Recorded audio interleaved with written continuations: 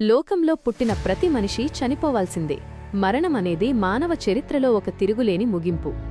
కాని మరణం చూడకుండానే పరలోకానికి వెళ్లినవారు ఎవరైనా ఉన్నారా? కొన్ని వేల సంవత్సరాల క్రితమే మరణాన్ని జయించి దేవుని దగ్గరకు వెళ్లిన ఒక అద్భుతమైన వ్యక్తి గురించి బైబిల్ మనకు వివరిస్తోంది. ఆయనే హనోకు.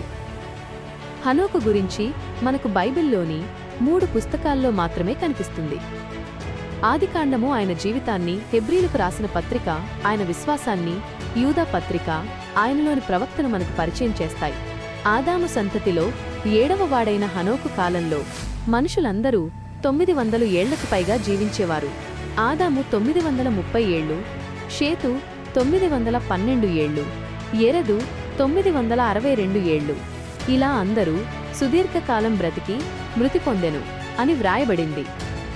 కాని హనోకు విషయంలో మాత్రం బైబిల్ ఒక అద్భుతమైన మార్పును చూపిస్తుంది. ఆయన 365 ఏళ్లు జీవించిన తర్వాత అతడు మృతి పొందెను అని కాకుండా దేవుడు అతనిని తీసుకుపోయెను అని వ్రాయబడి ఉంది. ప్రశ్నార్థకమైన స్వరంతో అసలు దేవునితో నడవడమంటే ఏమిటి? 365 ఏళ్లపాటు హనోకు ఏం చేశాడు? దేవునితో నడవడమంటే కేవలం మౌనంగా ఉండటం కాదు.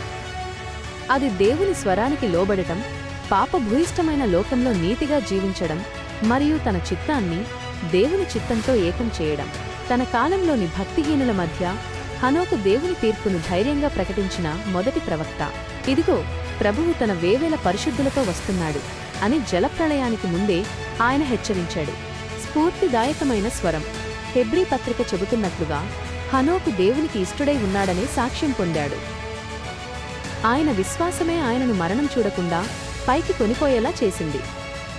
బైబిల్ చరిత్రలో హనోకు మరియు ఏలియా మాత్రమే ఇలాంటి భాగ్యాన్ని పొందాడు. ఏలియా అగ్నిరథాల ద్వారా వెళితే హనోకు నిశ్శబ్దంగా దేవునితో నడుస్తూ అదృశ్యమయ్యాడు. హనోకు జీవించిన 365 సంవత్సరాలు భూమి సూర్యుని చుట్టూ తిరిగే ఒక సంపూర్ణ వృత్తం లాంటిది. ఆయన జీవితం చిన్నదైనా దేవుని దృష్టిలో అది ఒక పరిపూర్ణమైన కాంతి సంవత్సరం. ఎందుకంటే దేవుని దృష్టిలో మనం ఎన్ని ఏళ్లు బ్రతికామన్నది కాదు, దేవునితో ఎలా నడిచామన్నదే ముఖ్యం. హెచ్చరిక మరియు నిరీక్షణతో హనోకు జీవితం నేడు మనకొక సజీవ నమూనా. జలప్రళయం రాకముందే హనోకు ఎలాగైతే సురక్షితంగా కొనిపోబడ్డాడో, రాబోయే అంతిమ తీర్పు కంటే ముందే దేవుని సంఘం కూడా అలాగే కొనిపోబడుతుందని ఇది సూచిస్తుంది. మరణం అంతం కాదు. దేవునితో నడిచేవారికి అది ఒక మహిమకరమైన ప్రారంభం. మనం కూడా హనోకువలే విశ్వాసంతో దేవునితో నడుద్దాం.